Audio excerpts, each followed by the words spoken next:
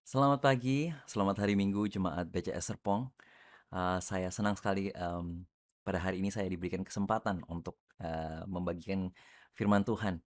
Dan saya senang sekali mendengar bahwa ini merupakan kebaktian pertama untuk BCS Serpong untuk beribadah di dalam gedung dan, saya sangat senang mendengarnya dan saya terus berdoa, kita sama-sama terus berdoa untuk, situasi di Indonesia, terus membaik sehingga, kita, semakin lama semakin bisa menjalani kehidupan yang, seperti sebelum pandemi. Tetapi saya senang ini merupakan saya rasa merupakan sebuah langkah yang cukup signifikan, yang cukup baik, di mana kita bisa beribadah bersama-sama. Walaupun saya, di sini, lewat lewat, lewat video, rekaman, tetapi saya sangat senang, jemaat sekalian, beberapa dari jemaat sekalian bisa beribadah bersama-sama. Kita semua adalah tubuh Kristus dan memang tidak bisa dipungkiri bahwa, kita membutuhkan, physical touch. Kita membutuhkan, kebersamaan secara real, bukan cuman lewat Zoom dan yang pastinya kita sudah merasakan, efek dari itu semua selama satu satu, tahun lebih ini ya. Dan saya rasa memang, kita semua dibantu oleh teknologi, yang membuat kita memudahkan kita untuk, berkomunikasi satu sama lain seperti seperti sekarang ini saya berada di benua lain, tapi saya, bisa bersama-sama dengan, jemaat BCS Serpong sekalian dan untuk membagikan firman Tuhan. Saya mengucap syukur juga atas, teknologi yang bisa memampukan ini semua. Nah, dan, berhubungan dengan teknologi, ini adalah sesuatu hal yang kita akan bahas pada pagi hari ini, yaitu, tentang obesitas rohani obesitas rohani. Nah, mmm, ini kita akan membahas bagaimana, di khususnya di dalam pandemi ini ya, kita melihat bagaimana teknologi sudah dipakai dengan begitu, hebatnya, sehingga kita bisa mendapatkan informasi-informasi yang, terkini, sehingga kita bisa mendapatkan kita bisa mengikuti gereja-gereja yang di luar negeri, kita bisa mengikuti seminar-seminar di tempat lain, tanpa, meninggalkan kenyamanan rumah kita. Kita bisa melihat, pendeta ataupun, penginjil ataupun teolog ataupun, guru Alkitab, membagikan firman Tuhan, membahas firman Tuhan entah di Instagram-nya, entah di Facebook-nya ataupun di YouTube dan, di satu sisi, kita bersyukur bahwa kita semua mempunyai akses terhadap informasi ini, tetapi di sisi yang lain, yang akan kita bahas pada pada pagi hari ini bisa bisa, disebut ini menyebabkan obesitas rohani. Tentunya ini ada banyak aspek, terlalu banyak aspek untuk kita bahas, di pagi hari ini. Jadi saya akan hanya membahas, satu aspek kecil saja, karena waktu yang sangat terbatas. Saya akan hanya membahas satu aspek, kecil saja dari, dampak dampak, informasi-informasi yang ada di sekitar kita, banyaknya informasi-informasi yang di sekitar kita. Mari kita sama-sama buka Alkitab kita ke, eee, kitab Titus, surat Titus, pasalnya yang ketiga, dan kita akan membaca mulai dari ayat yang pertama sampai yang ke-11.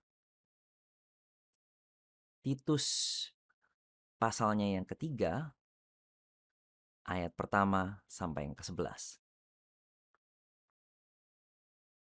Ya, kita akan membaca, bersama-sama. Saya akan membaca untuk saudara-saudara sekalian.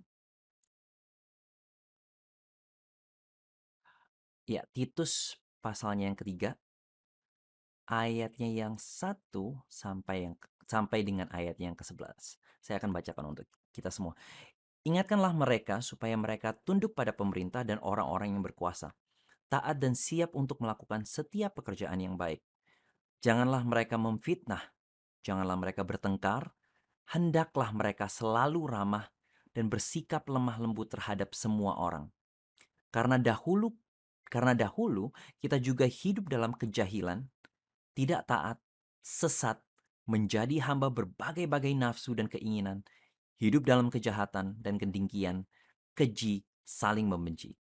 Tetapi ketika nyata kemurahan Allah, Juru Selamat kita, dan kasihnya kepada manusia, pada waktu itu Dia telah menyelamatkan kita, bukan karena perbuatan baik yang telah kita lakukan, tetapi karena rahmatnya oleh permandian kelahiran kembali dan oleh pembaharuan yang dikerjakan oleh Roh Kudus, yang sudah dilimpahkannya kepada kita oleh Yesus Kristus, Juru Selamat kita, supaya kita sebagai orang yang dibenarkan oleh kasih karunia-Nya berhak menerima hidup yang kekal sesuai dengan pengharapan kita.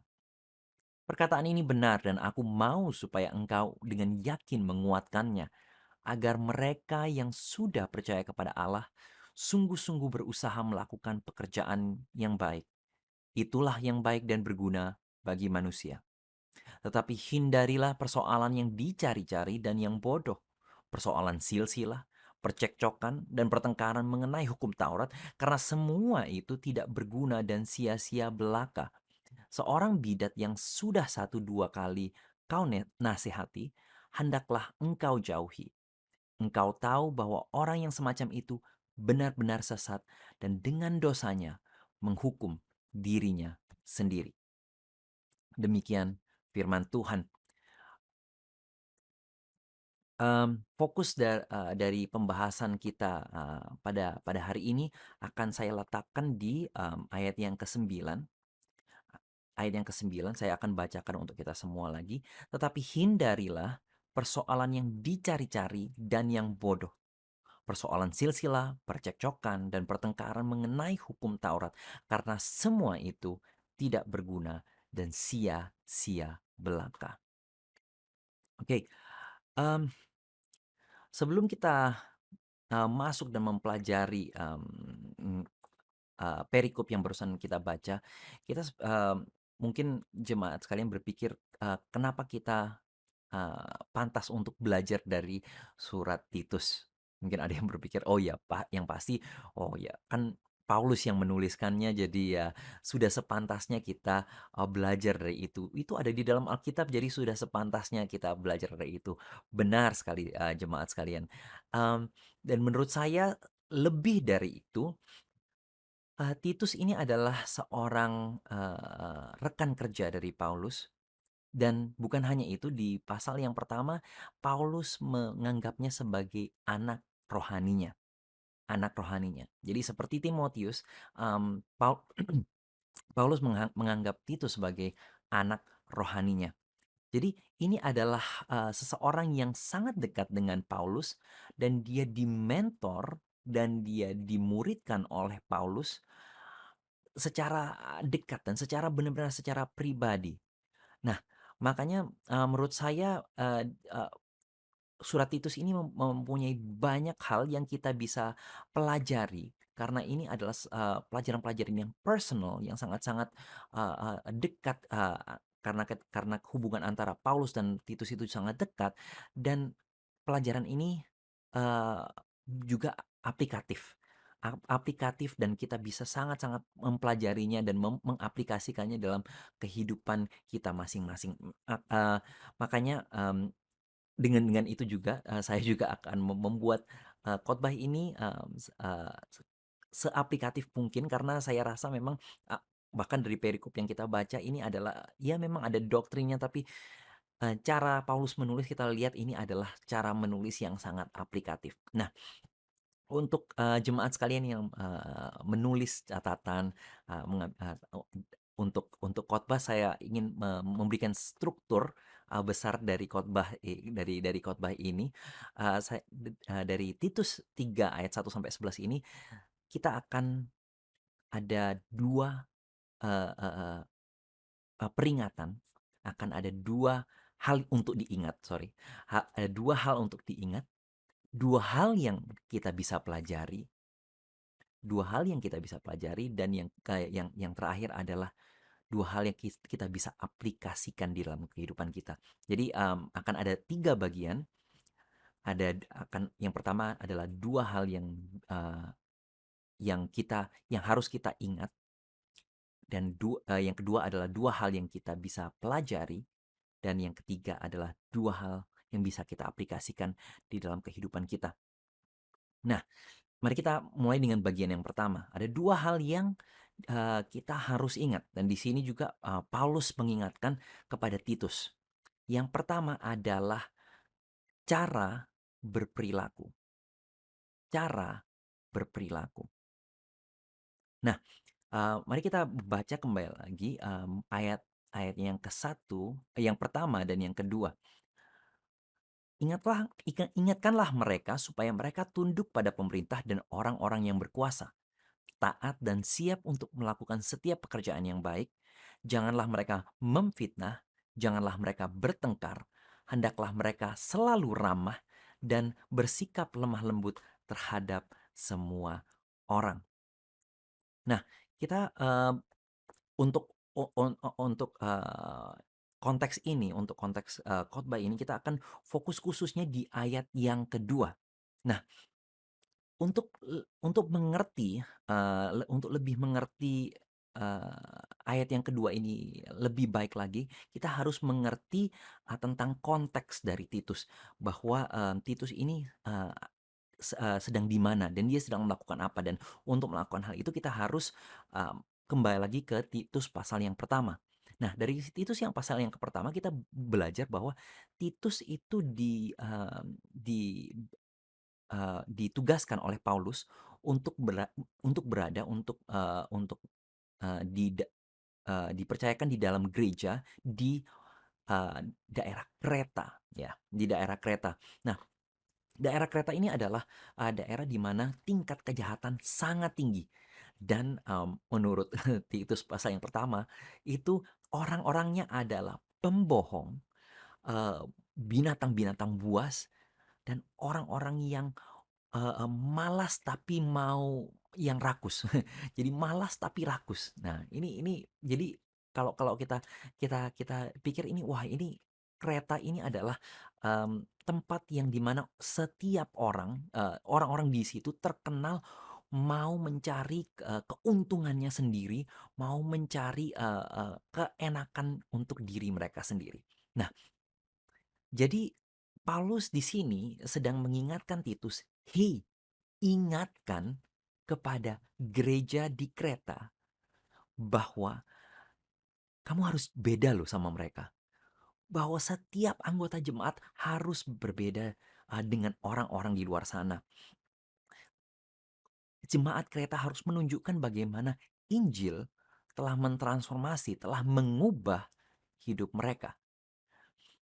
Eee, saya kurang mengerti apakah, eee, jemaat sekalian semua mengikuti basket atau tidak, tetapi tahun lalu, eee, sorry, bukan tahun lalu, 2021, berarti, tahun ini, lebih lebih tepatnya, awal tahun ini, ada seorang yang dinobatkan menjadi most valuable player, ya, eee, di NBA, dan itu adalah, dia bernama Nikola Jokic. Ya, mmm, gelar, MVP ini, adalah sebuah gelar yang sangat-sangat prestisius di NBA, karena ini adalah sebuah pengakuan dari, pemain-pemain NBA maupun dari media bahwa orang ini adalah orang yang, sangat di season itu, di 1 tahun itu, mencapai, eee, tingkat permainan yang sangat tinggi. Nah, Nikola Jokic, tidak sel dia bukan bukan salah satu pemain NBA yang seumur hidupnya dia mau main basket.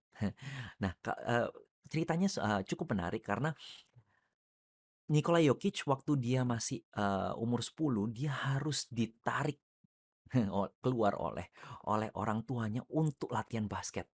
Dia nggak senang sama sekali yang namanya basket. Bahkan sampai pada umur 13, jadi 3 tahun setelah dia latihan basket, dia berhenti untuk bermain basket. Dia masih mempunyai cita-cita yang lain dan dia tidak senang akan basket. Nah, untungnya umur 15 dia kembali tertarik kepada basket, dan ketika dia jatuh cinta kepada, permainan basket, di umur 15 itu, dia mulai merubah kehidupannya sedikit demi sedikit.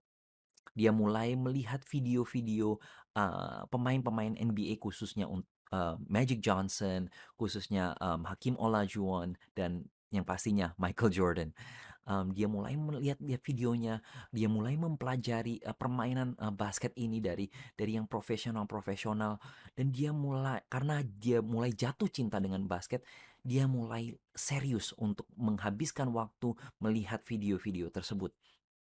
Tidak sampai di situ saja, tetapi, ketika dia, mulai untuk masuk tim, ternyata dia sangat lemah. Otot id dia, otot-ototnya itu tidak kuat untuk melakukan beberapa exercise yang padahal sangat-sangat simpel, sangat-sangat sederhana untuk atlet. Sehingga dia harus, melewati sebuah training program yang khusus, dengan, personal trainer yang khusus untuk membangun otot-ototnya. Nggak sampai di situ juga, tetapi sebelum dia,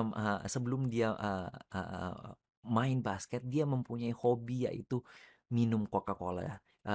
Dikabarkan dia, itu senang minum Coca-Cola sampai beberapa liter, setiap hari. Karena dia sangat senang, dan bukan hanya itu, tapi dia juga senang makanan-makanan yang penuh dengan gula. Nah, karena itu dia juga, ya dia perutnya cukup buncit pada waktu itu, dan kemudian untuk mengejar impiannya untuk bermain basket, dia harus merubah cara dia makan. Nah, poinnya adalah ketika dia sadar akan tujuannya, ketika dia jatuh cinta kepada basket dan dia sadar ini yang akan aku capai, seluruh kehidupannya berubah. Dari pola makan, dari bagaimana dia menghabiskan waktu, dari cara dia mentraining tubuhnya, itu berubah sama sekali. Dan ini adalah apa yang Paulus maksudkan ketika dia mengingatkan Titus untuk mengingatkan para jemaat untuk menghidupi sebuah kehidupan yang berbeda. Dia sedang menekankan bahwa ketika orang Kristen diselamatkan, ketika seseorang mengalami keselamatan dari Tuhan, kasih Kristus itu akan mentransformasi kehidupan. Dan, salah satu aspek, dari transformasi ini di dalam konteks, kehidupan sosial adalah tidak seperti orang-orang Kreta lainnya yang mau untuk menyenangkan diri sendiri, mau untuk mengambil keuntungan untuk diri sendiri, pokoknya, mau yang enak-enak untuk diri sendiri. Orang-orang Kristen seharusnya, memancarkan kasih Kristus dan menunjukkan budaya di mana mereka peduli terhadap orang lain, di mana mereka memikirkan kebaikan orang lain, di mana mereka lebih memprioritaskan hubungan yang baik dengan orang daripada harus bertengkar, harus mau menang sendiri seperti orang-orang di sekitar mereka. Dan kemudian Paulus memperkuat poin ini, memperkuat hal yang untuk diingat ini dengan, ayat-ayat yang selanjutnya, dan ini adalah hal yang untuk diingat yang kedua, yaitu kasih karunia, kasih karunia. Mari kita baca ayat yang ketiga sampai yang ketujuh. Karena dahulu kita juga hidup dalam kejahilan, tidak taat, sesat, menjadi hamba berbagai-bagai nafsu dan keinginan, hidup dalam kejahatan dan kedengkian, keji, saling membenci. Tapi ketika nyata kemurahan Allah, juru selamat kita, dan kasihnya kepada manusia, pada waktu itu dia telah menyelamatkan kita bukan karena perbuatan baik yang telah kita lakukan, tetapi karena rahmatnya oleh permandian kelahiran kembali dan oleh pembaruannya yang dikerjakan oleh Roh Kudus yang sudah dilimpahkannya kepada kita oleh Yesus Kristus juru selamat kita, supaya kita sebagai orang yang dibenarkan oleh kasih karunia-Nya berhak menerima hidup yang kekal sesuai dengan pengharapan kita. Sebagian dari, ayat 3 sampai 7 itu adalah sebuah, bisa dibilang sebuah puisi yang mungkin Paulus, kita nggak tahu apakah Paulus mengkutipnya secara secara, secara kata demi kata ataupun dia merangkumnya, tapi ini adalah sebuah puisi, eee sebuah karya literatur yang Paulus, pakai untuk menjelaskan, poinnya. Dan intinya adalah hanya oleh kasih karunia Tuhan kita diselamatkan, hanya oleh kasih karunia Tuhan kita dimurnikan, kita disucikan, dan hanya oleh kasih karunia Tuhan kita dibenarkan. Nah, dengan kata lain Paulus ingin untuk, mengingatkan, untuk mengingatkan untuk Titus, untuk mengingatkan kepada jemaat bahwa kalian sekarang ada di dalam, fase kehidupan ini, fase, kehidupan rohani ini, itu hanya karena kasih karunia Tuhan. Pengertian kalian akan Tuhan, pengalaman kalian akan Tuhan, itu semuanya hanya kasih karunia Tuhan. Kedekatan kalian dengan Tuhan, apapun yang kalian kenal tentang Tuhan, itu hanya kasih karunia dari Tuhan. Ini yang Paulus ingin tekankan untuk Titus, mengingatkan kepada jemaat-jemaat. Saya ingat, mmm beberapa tahun lalu, saya dan seorang teman yang adalah seorang dancer, dia menemukan beberapa video dulu, yang dulunya, di mana eee, dia menari gitu ya, dan kemudian, sekarang dia itu sudah menjadi penari yang sangat profesional, bahkan sudah go international, dia sudah, mengajar di beberapa tempat juga.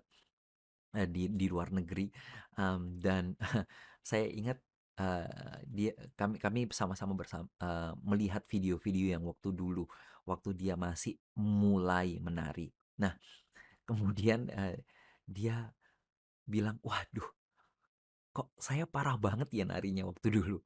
Waduh, kok saya gini aja nggak bisa ya? Kok gitu aja nggak bisa ya? Waduh, kok dulu itu rasanya udah keren, rasanya udah bisa, tapi sekarang ketika saya melihat ke belakang, kenapa kok rasanya jelek sekali ya?" Nah,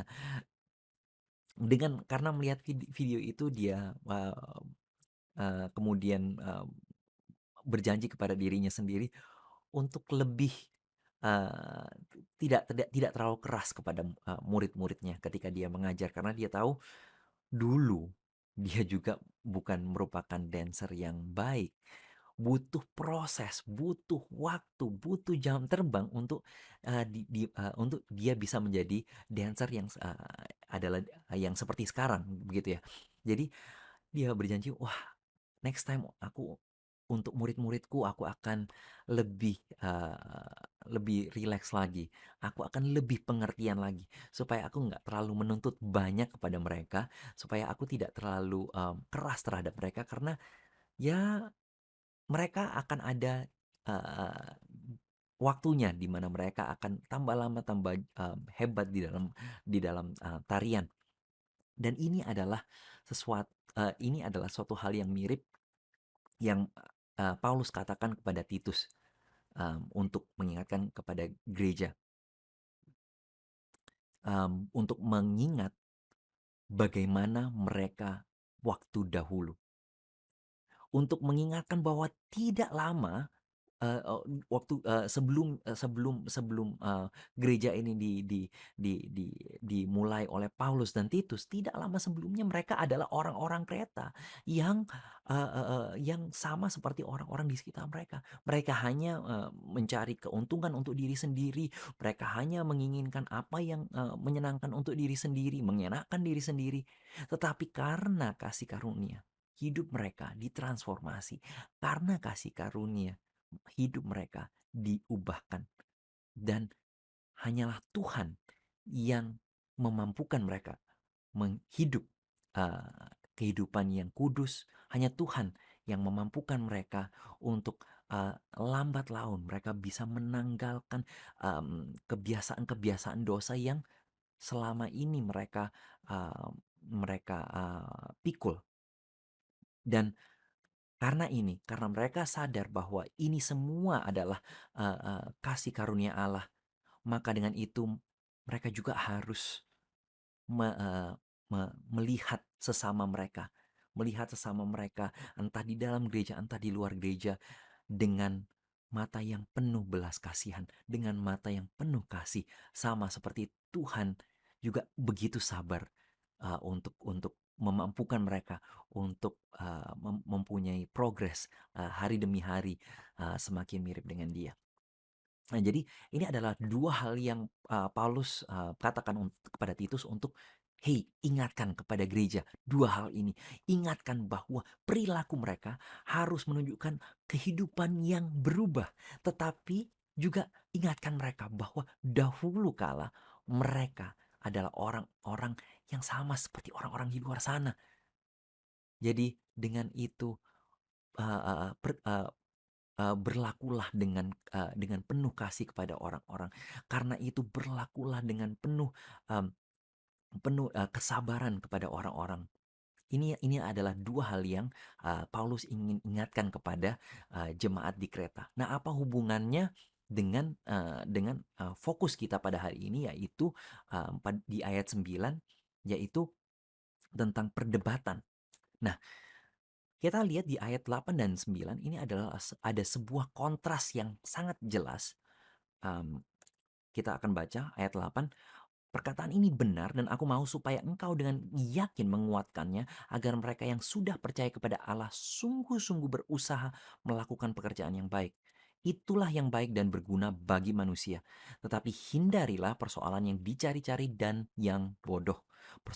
Persoalan silsilah, percekcokan, dan pertengkaran mengenai hukum Taurat, karena semua itu tidak berguna dan sia-sia belaka." Di sini ada kontras yang sangat jelas antara ayat 8 dan ayat 9, yaitu adalah pekerjaan yang baik itu baik dan berguna bagi manusia.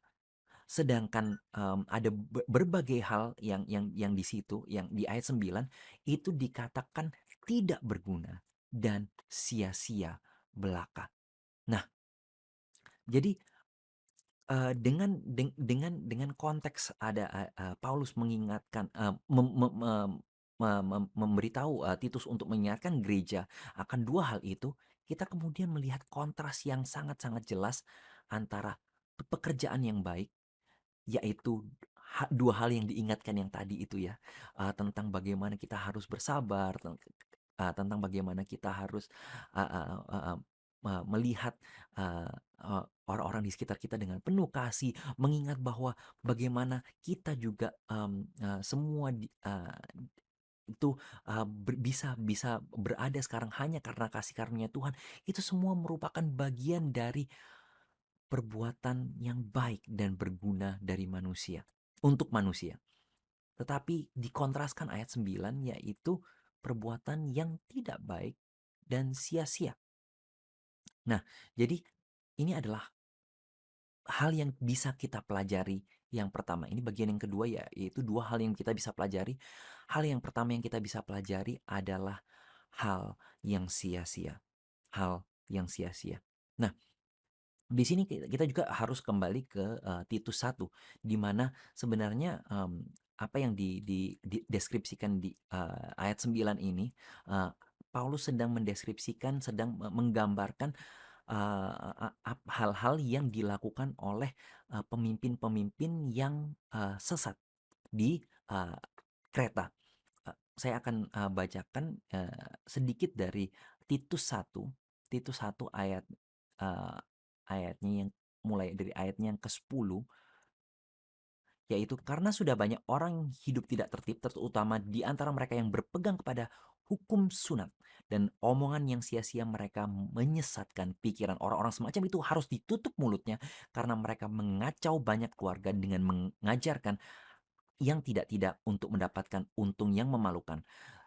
Seorang dari kalangan mereka dan mereka sendiri pernah berkata, "Dasar orang kereta pembohong, binatang buas, pelahap yang malas." Kesaksian itu benar, karena itu tegurlah dengan mereka dengan tegas, supaya mereka menjadi sehat dalam iman dan tidak lagi mengindahkan dongeng-dongeng Yahudi dan hukum-hukum manusia yang berpaling dari kebenaran. Bagi orang suci semuanya suci, tetapi bagi orang najis dan bagi orang tidak beriman suatu pun tidak ada yang suci, karena baik akal maupun suara hati mereka najis. Mereka mengaku mengenal Allah, tetapi dengan perbuatan mereka, mereka menyangkal Dia. Mereka keji dan durhaka dan tidak sanggup berbuat sesuatu yang baik. Nah, di situ kita lihat pemimpin-pemimpin yang di kereta ini yang Paulus sedang gambarkan adalah pemimpin-pemimpin uh, yang sangat-sangat jahat, ya. Yang kita bisa perkirakan dari deskripsi Paulus bahwa orang-orang Kreta, pemimpin-pemimpin Kreta ini adalah orang-orang Yahudi yang berada di Kreta yang uh, uh, uh, yang sangat sedang untuk membicarakan tentang hukum Taurat. Bahkan mereka menjunjung tinggi hukum Taurat bersama dengan dongeng-dongeng orang Yahudi, bahkan di level yang sama dengan Injil, bahkan mungkin lebih. Jadi mereka sangat menaruh kepentingan, menaruh bahwa ini adalah hal yang sangat penting, yaitu hukum Taurat dan dongeng-dongeng orang Yahudi.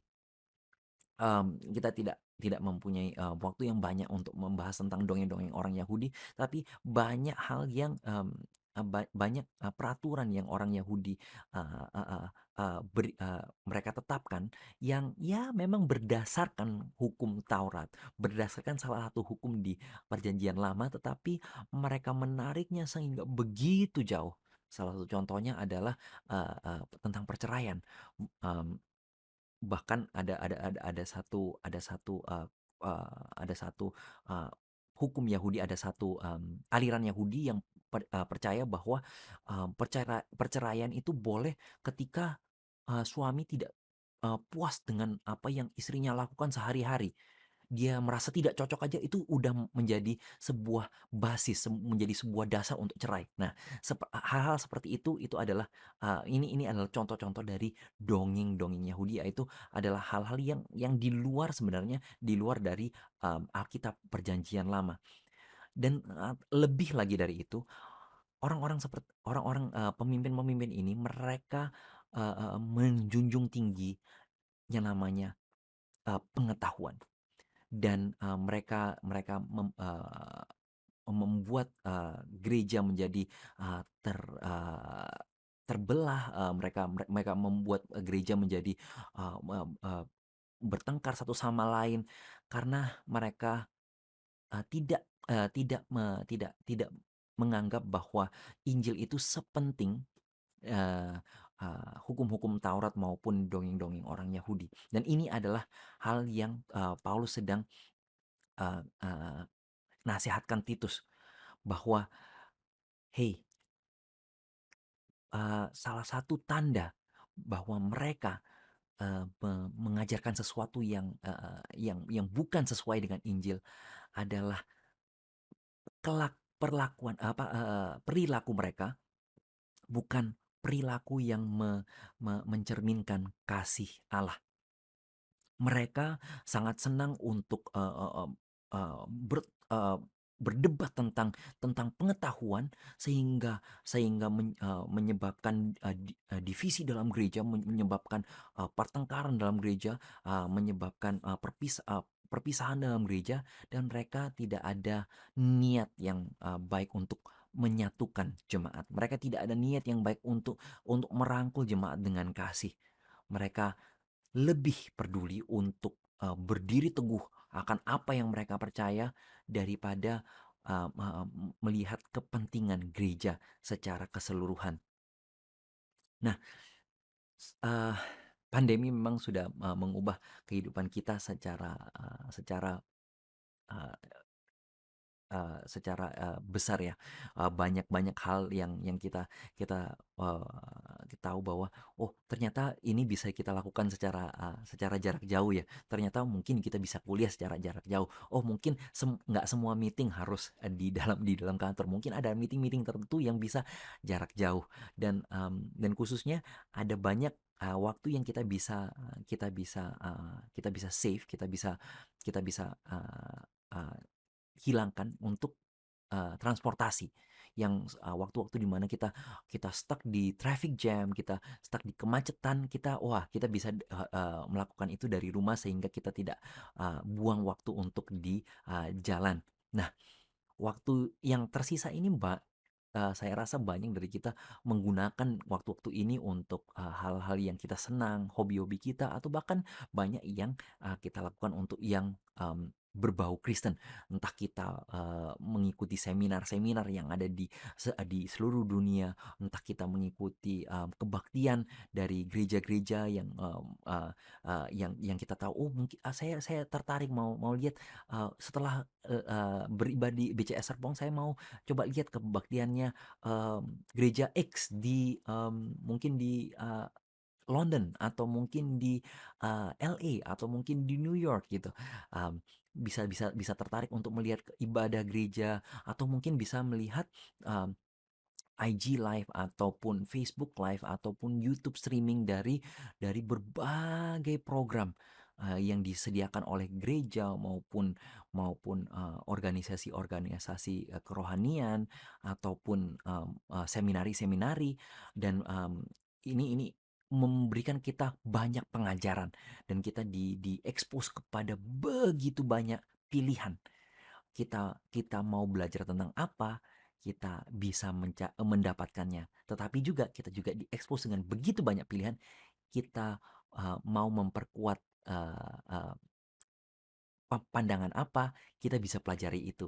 Atau kita mau memperkuat pandangan yang lain, kita bisa mempelajari hal itu. Semua pandangan ada di online, dan kita bisa pelajari dengan sangat mendalam. Nah, sayangnya selama pandemi ini ada juga tren yang saya perhatikan cukup naik, yaitu adalah tren di mana, ini bukan lagi diskusi, tetapi saling serang. Di mana orang-orang Kristen, eee, menyerang orang-orang Muslim, tentang pengajaran-pengajaran mereka. Di mana orang-orang Muslim menyerang orang-orang Kristen, di dalam doktrin-doktrin mereka. Dan bahkan di mana orang Kristen menyerang satu sama lain karena mereka eee, tidak tidak, setuju di dalam satu satu dogma yang ada di denominasi mereka.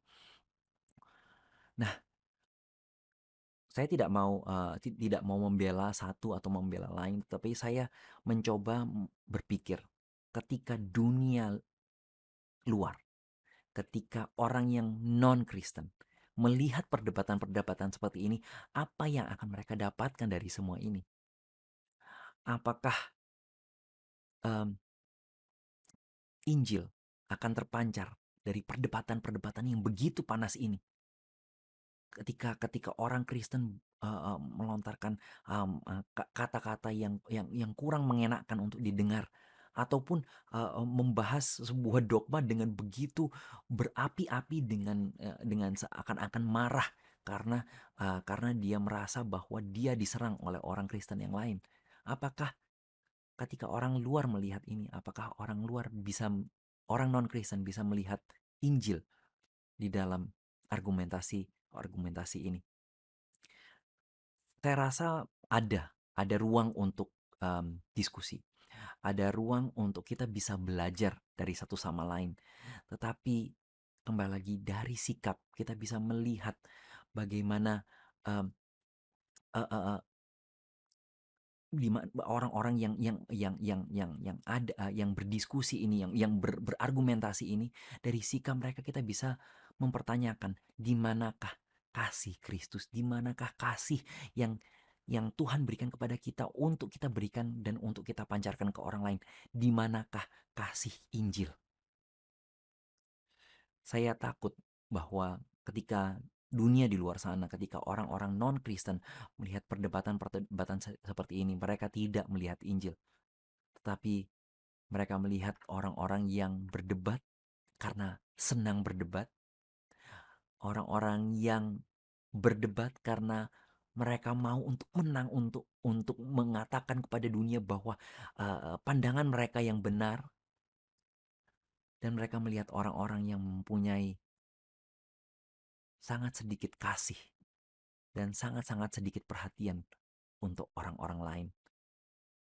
Dan mereka mungkin berpikir, kalau mereka bisa menyerang orang-orang Kristen yang lain seperti ini, apakah yang mereka akan katakan kepada saya, orang yang non-Kristen?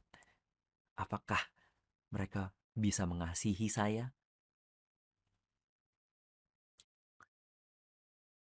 Pelajaran yang kedua yang kita bisa pelajari adalah, mmm, peringatkan, kemudian, jauhi, peringatkan kemudian tinggalkan. Di ayat yang 10 kita bisa bisa membaca bahwa seorang bidat yang sudah satu dua kali kau nasihati hendaklah engkau jauhi. Engkau tahu bahwa seorang yang semacam itu benar-benar sesat dan dengan dosanya menghukum dirinya sendiri.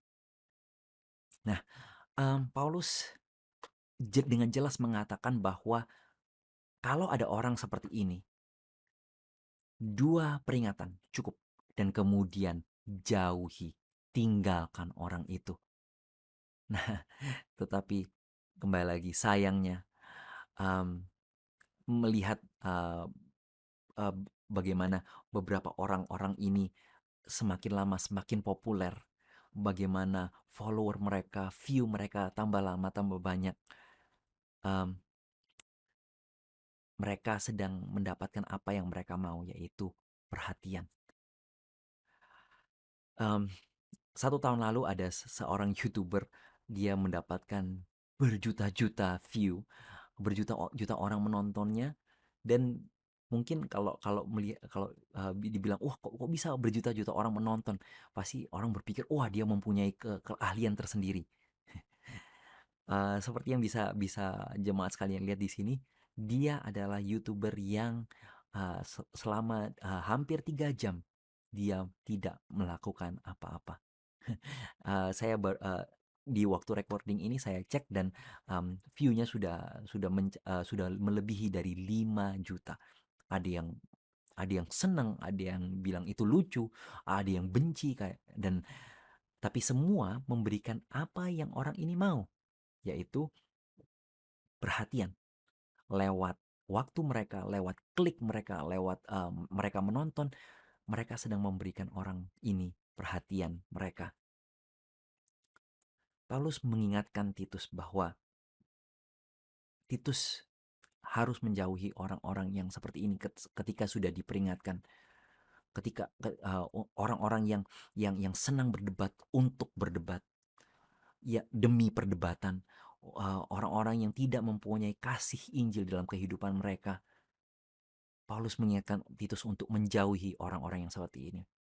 Tetapi kembali lagi sedihnya, orang-orang ini kita semua, saya juga termasuk, memberikan atensi kita, memberikan perhatian kita kepada mereka. Dan mereka mendapatkan apa yang mereka mau, yaitu perhatian. Jadi apa yang bisa kita aplikasikan di dalam kehidupan kita, melalui pelajaran-pelajaran ini, karena waktu yang sudah cukup panjang saya akan membahas ini, cukup cepat. Jadi ini bagian ketiga yaitu aplikasi. Hal yang kita bisa aplikasikan, yang pertama adalah kerendahan hati. Nah, Paulus memberitahu kita untuk, kita bisa lemah lembut, tetapi kata ini bisa juga diterjemahkan rendah hati.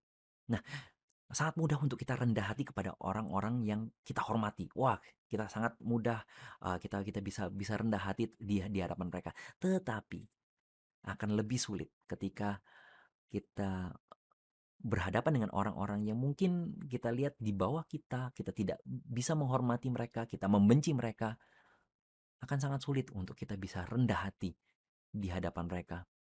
Tetapi kembali lagi kita harus mengingat bahwa kita semua ada di sini oleh kasih karunia Allah. Kalau bukan karena kasih karunia Allah, kita akan masih menjadi orang-orang yang terhilang, yang tersesat, yang tidak tahu arah. Dan kita harus yakin bahwa Tuhan mempunyai rencana yang sama untuk orang itu. Bahwa dalam waktu Tuhan sendiri, Tuhan akan bekerja di dalam kehidupan mereka. Ketika kita berinteraksi dengan sesama orang Kristen, saudara-saudara seiman kita, marilah kita berdiskusi dan bukan berdebat. marilah kita berbicara dan bukan berargumentasi. Marilah kita mendengarkan satu sama lain dan bukan menyerang satu sama lain. Disinilah kita bisa membangun satu sama lain dan tidak dan tidak merugikan satu sama lain. Dan kita harus terus mengingat bahwa kita adalah bagian dari satu tubuh, di mana kalau satu bagian dari tubuh itu sakit, semua akan mengalami sakit yang sama. Marilah kita berdoa kepada Tuhan supaya kita bisa memiliki kerendahan hati di dalam kita berinteraksi dengan sesama kita, saudara-saudara seiman. Dan aplikasi yang kedua adalah kasih. Pengetahuan adalah sebuah hal yang baik. Namun, pengetahuan akan Injil, pengetahuan yang sejati, yang datang dari Allah, akan mentransformasi kehidupan kita dan memampukan kita untuk mengasihi Allah dan manusia. Kita harus sangat hati-hati ketika kita uh, mencari ilmu, mencari pengetahuan. Dengan begitu banyak akses kepada pengetahuan yang kita miliki sekarang lewat teknologi, lewat internet. Kita harus hati-hati di dalam pencarian pengetahuan ini.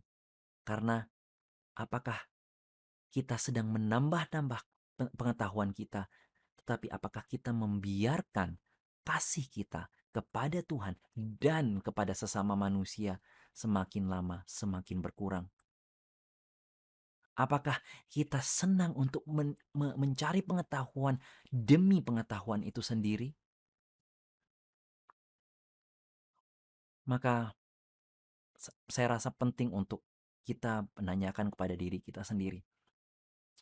Apakah ketika kita mencari pengetahuan, apakah ketika kita uh, ingin untuk belajar sesuatu, apakah kita belajar itu untuk bisa merasa superior terhadap orang lain, supaya bisa merasa lebih tinggi daripada orang lain, supaya bisa merasa lebih berpengetahuan dari orang lain? Ataukah kita mau belajar supaya kita dapat lebih baik mengasihi Allah dan mengasihi sesama kita?